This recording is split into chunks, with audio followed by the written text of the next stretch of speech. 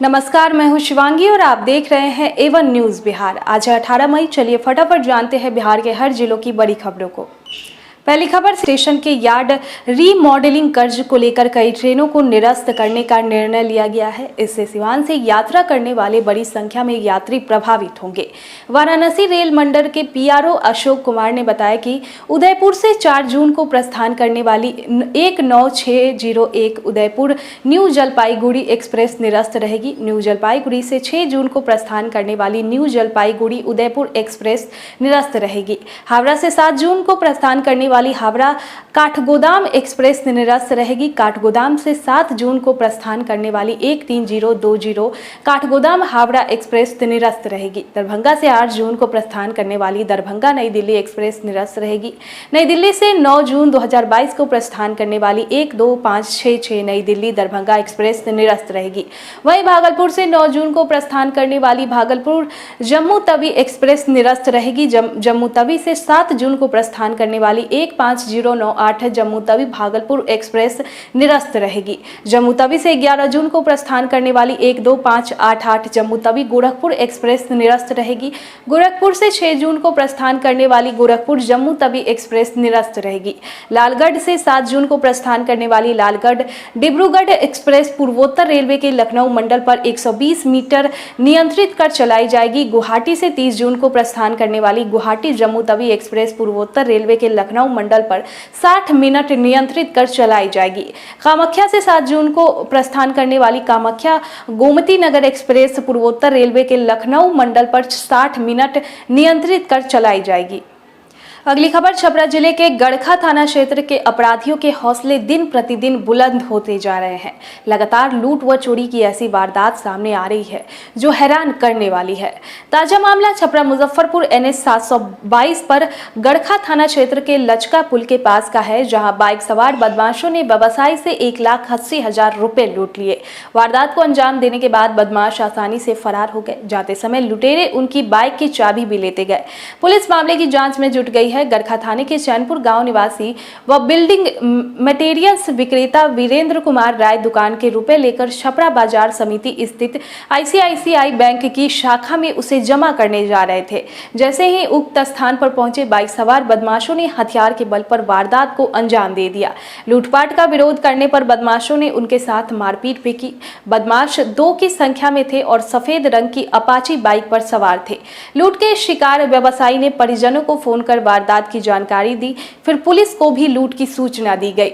दिन दहाड़े हुई लूट की इस वारदात से हर कोई सदमे में है। लोगों का कहना है कि हाईवे पर हर समय लोगों और वाहनों की मौजूदगी रहती है, बावजूद इसके अपराधियों ने दुस्साहस का परिचय देते हुए व्यवसायी से लूट लिया। अगली खबर, बिहार संयुक्त प्रवेश प्रतियोगिता परीक्षा परिषद ने बिहार संयुक्त प्रवेश प्रतियोगिता परीक्षा 2022 के परीक्षा फॉर्म भरने की तिथि जारी कर दी है। ऑनलाइन आवेदन की प्रक्रिया 17 मई से शुरू होगी। फॉर्म भरने की अंतिम तिथि 6 जून है।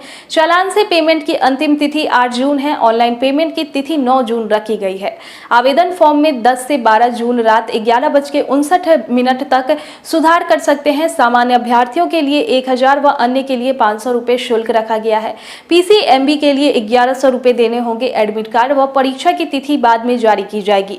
BCECE 2022 के तहत स्नातक स्तरीय कृषि pharmacy, physiotherapy, bachelor of medical laboratory technology, bachelor of operation technology, bachelor of radio imaging technology, bachelor of optometry, BSc nursing, उद्यान विज्ञान, मत्स्य विज्ञान, डेयरी एवं अन्य समान पाठ्यक्रमों में नामांकन होगा। इसके साथ ही बिहार के इंजीनियरिंग कॉलेजों में बची हुई सीटों पर भी एडमिशन इसी के स्कोर पर होगा। प्रवेश परीक्षा में शामिल होने के लिए छात्र ऑनलाइन फॉर्म bceceboard.bihar.government.in पर जाकर भर सकते हैं। आवेदन करने वाले छात्रों के 12वीं में कम से कम 45% मार्क्स होना अनिवार्य है।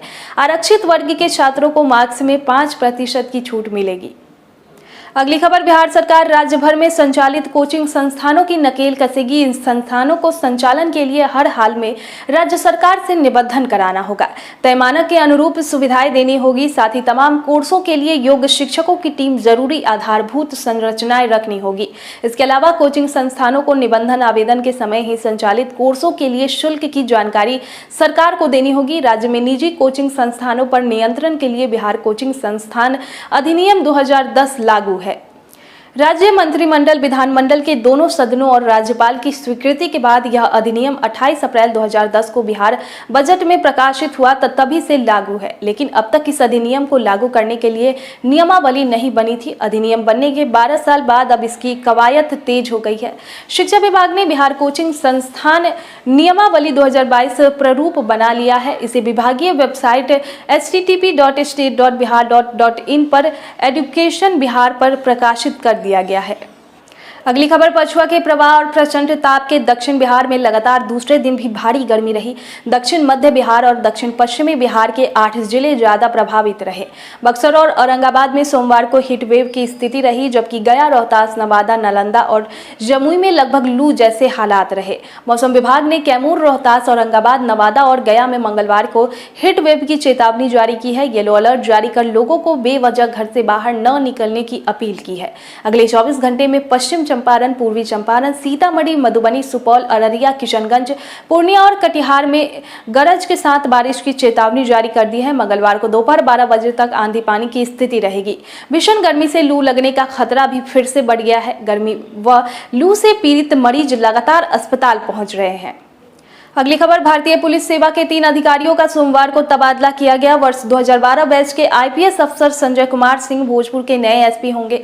वह अपराध अनुसंधान विभाग के अधीन एसपी मद्य निषेध के पद पर थे। गृह विभाग द्वारा जारी अधिसूचना के मुताबिक भोजपुर के एसपी विनय तिवारी का तबादला एसपी मद्य निषेध के पद पर किया गया है। वहीं पुलिस मुख्यालय में पदस्थापना की प्रतीक्षा में रही धूरत सायली सावला राम को बिहार विशेष सशस्त्र पुलिस 5 पटना का कमांडेंट बनाया गया है। भोजपुर एसपी बताए गए हैं। संजय कुमार सिंह को कमांडेंट अश्वरोही विरोध सशस्त्र पुलिस आरा का अतिरिक्त प्रभार भी दिया गया है। बहरहाल देखते रहिए A1 न्यूज़। अगर अभी तक आपने हमारे चैनल को सब्सक्राइब नहीं किया है तो कृपया लाइक और सब्सक्राइब करें।